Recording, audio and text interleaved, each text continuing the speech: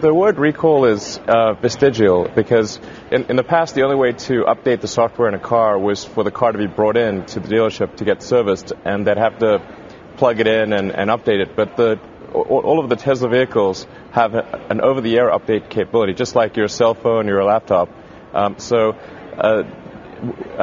Effectively, it's a bit of a it doesn't make sense to call it a recall in this situation. It's an over-the-air update. It's not a word that makes sense in the 21st century for the Model S. I think there are cases where a recall, of course, is necessary when there's a mechanical problem with the car, and that requires the car to be brought in. But that's simply not the case here. I wouldn't sort of characterize this as us being at odds with NHTSA in any significant way.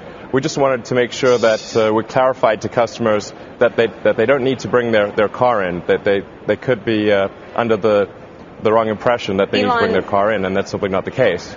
Elon, is this a necessary upgrade for people, though? In other words, is it an upgrade that they need and ought to make, in Tesla's opinion?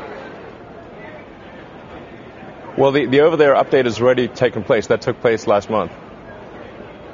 The reason I ask is this. There's something very different between what you're kind of describing as a software or hardware upgrade and a bug or an issue or a problem that needs to be fixed. Which one is it? No, I think you're creating a false dichotomy there.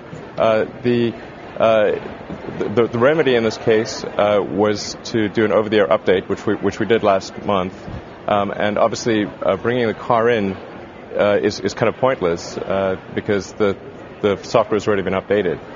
So, but it is a remedy. That's why. Am I correct, Elon? Not to cut you off. In fact, it's certainly a remedy. It's just that the word there needs to be a better word than recall to describe. Remedy would be certainly an accurate way to describe it.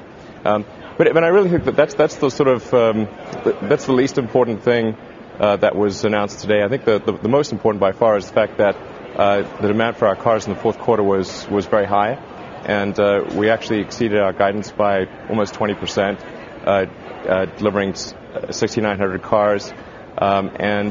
The key factors that we ascribe that increase to are the fact that people realize that our car is in fact the safest car on the road.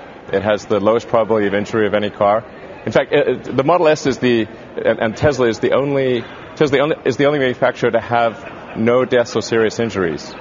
It's literally impossible to have a car that is safer than the Model S. Elon. And I think that was a key factor.